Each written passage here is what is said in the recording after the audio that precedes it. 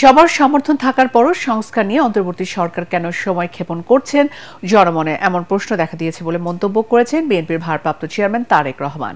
জাতীয় প্রেস ক্লাবে এবি পার্টির প্রতিষ্ঠা বার্ষিকীর আলোচনায় পতিত স্বৈরাচার আবারও মাথাচাড়া দেওয়ার চেষ্টা করছে সতর্ক করে অবিলম্বে জাতীয় নির্বাচনের রোডম্যাপ ঘোষণার দাবি জানান তিনি।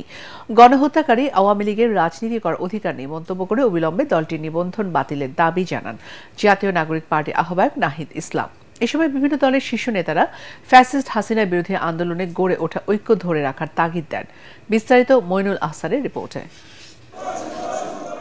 জামাত ও ছাত্র শিবিরের সাবেক নেতাদের নেতৃত্বে গড়ে ওঠা রাজনৈতিক দল আমার বাংলাদেশ এবি পার্টির পঞ্চম প্রতিষ্ঠা বার্ষিকী উপলক্ষে জাতীয় প্রেস ক্লাব শেখ হাসিনার ফ্যাসিবাদ বিরোধী আন্দোলনে রাজপথে থাকা দলগুলোর শীর্ষ নেতাদের মিলন মেলায় পরিণত হয়।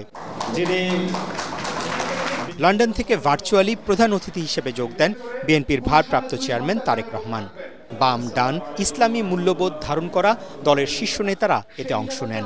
সংস্কার, জাতীয় নির্বাচন, মিয়ানমারকে মানবিক করিডোর দেয়া সহ সমসাময়িক নানা ইস্যুতে নিজেদের অবস্থান তুলে ধরেন নেতারা।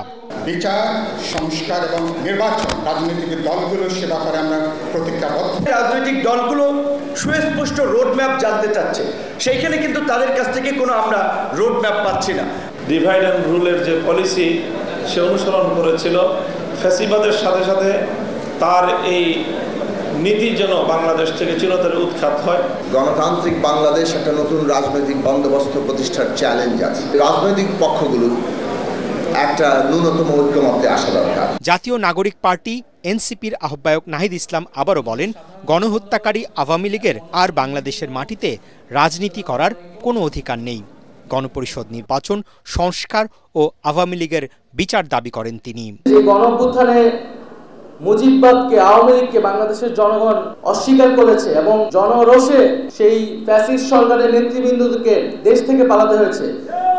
এরপরে আওয়ামী লীগ বাংলাদেশের রাজনীতি করবে কি করবে না, এই আলোচনায় আসলে আসতে পারেন। কোন প্রক্রিয়া, কোন আইনি কাঠামোতে আমরা আওয়ামী লীগকে বাংলাদেশের রাজনীতি থেকে দূর করতে পারি এবং একটি গণতান্ত্রিক প্রক্রিয়া যেতে পারি, সেই বিষয়ে আমাদের সেই পথ আসলে উত্তোলন করতে হবে। আওয়ামী লীগের নিবন্ধন বাতিলটা এই সময় অতি দ্রুত সময় আসলে করা উচিত। লন্ডন থেকে ভার্চুয়ালি বক্তব্য রাখতে গিয়ে বিএনপির ভারপ্রাপ্ত চেয়ারম্যান বলেন, পতিত স্বৈরাচার আবারও মাথা চাড়া দেওয়ার চেষ্টা করছে, যা দেশের জন্য মঙ্গলজনক হবে না। লুটপাট আর দুর্নীতির শত শত কোটি টাকা হাতে নিয়ে সারা দেশে পলাতক স্বৈরাচারের দোসররা পুনর্বাসিত হওয়ার সুযোগের অপেক্ষায়। স্থানীয় নির্বাচন পলাতক স্বৈরাচারের জন্য পুনর্বাসিত হওয়ার একটি সুবর্ণ সুযোগ। সংস্কার নিয়ে অন্তর্বর্তী সরকারের অবস্থানের সমালোচনা করেন তারেক রহমান।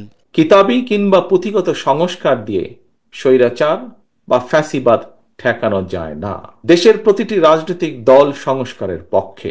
তারপরেও সংস্কার নিয়ে অন্তর্বর্তীকালীন সরকার কেন এত সময় ক্ষেপণ করছেন, এ নিয়েও জনগণের মনে ধীরে ধীরে প্রশ্ন বেড়েই চলেছে।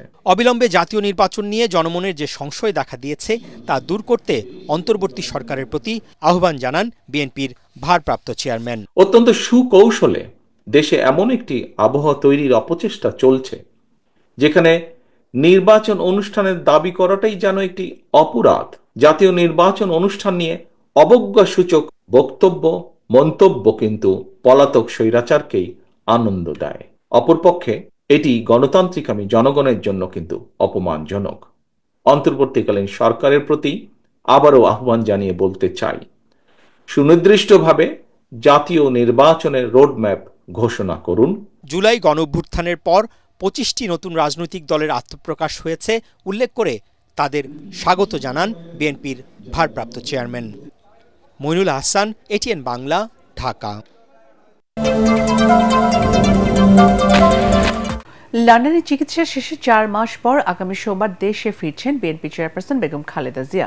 সাথে আসছেন তার 2 পুত্রবধূ জুবাইদা রহমান এবং সৈয়দা শর্মিলা রহমান।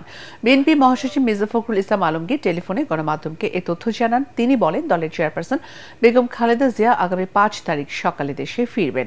তার সাথে তারেক রহমানের স্ত্রী জুবাইদা রহমান ও আরাফাত রহমানের স্ত্রী সৈয়দা শর্মিলা রহমান আসার কথা রয়েছে। এর আগে গত 8 জানুয়ারি উন্নত চিকিৎসার জন্য কাতারের আমিরে পাঠানো বিশেষ এয়ার অ্যাম্বুলেন্সে লন্ডনে যায় খালেদা জিয়া।